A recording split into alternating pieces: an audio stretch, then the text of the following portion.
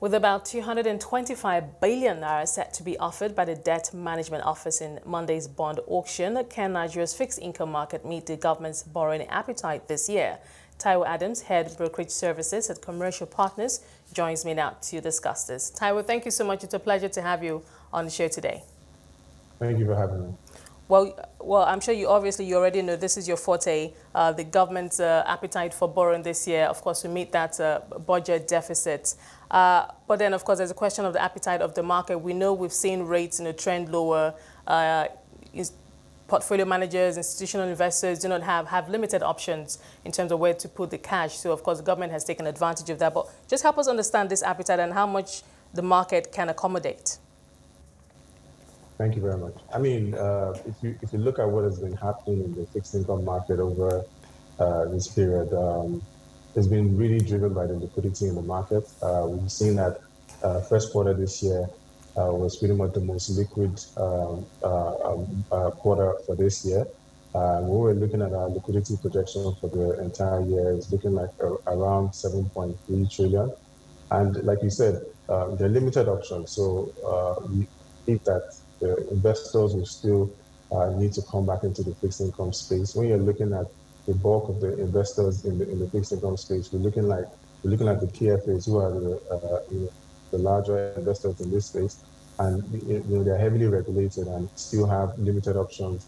Given the macroeconomic headwinds that we're facing in Nigeria, the PFAs are not allowed to really delve into some of the real sectors. They're pretty much constrained to investing bulk of their funds in the fixed income space. So we still feel like, there's still going to be that appetite to invest in the fixed income space.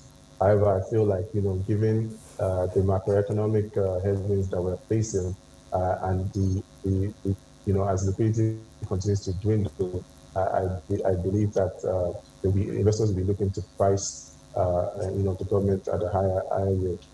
But what are your forecasts on rate movement across the yield curve as the government opens new maturities, especially, I believe I saw one, was it sometime this week on the long end of the curve? Yeah, they are reissuing the 2025 and a new issuance of 2032s and also the reopening of the 2042s.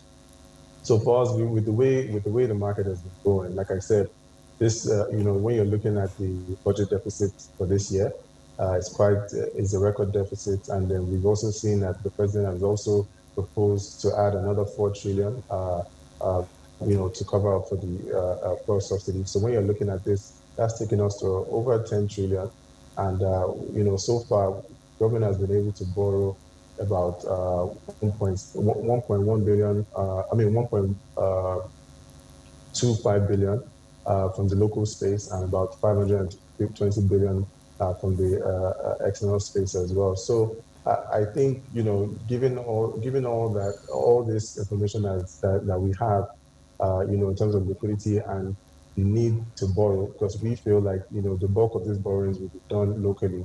I still feel like, investors are going to want to price government a little higher. So, in terms of expectations, I think we're going to be trending for the 2042s. We're looking at around 1290 to 13 levels, and the new issuance of 2032s, we're looking at around 1220 to about 1240 levels. And I think for the 2025, the reopening, we should be looking at around 9.10 to about 9.40 levels.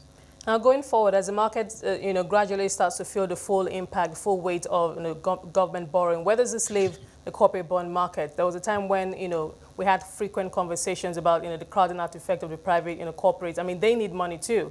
Exactly. I mean, especially at a time like this. So where does that leave the corporate bond market? What is the ratio in terms of, what's allocated to the government and, the space that the corporate bond market is playing right now? Yeah, ideally, I mean, the government always tries to,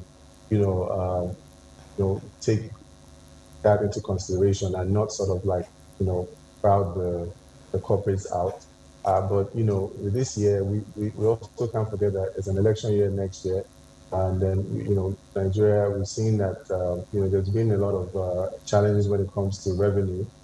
So I think the government will definitely need to borrow a lot more this year, and that may definitely affect the corporate space, which will mean that the corporates will need to, put a larger premium on some of their, put a larger premium on their own bonds, to be able to get some cash from investors. So I think that's where the issue is going to be, because it's going to be sort of like competing with the government, which has always been the case, but I think that's going to be an issue going forward. Now, rates on instruments like commercial papers for the corporates, can you give us an idea where the rates are?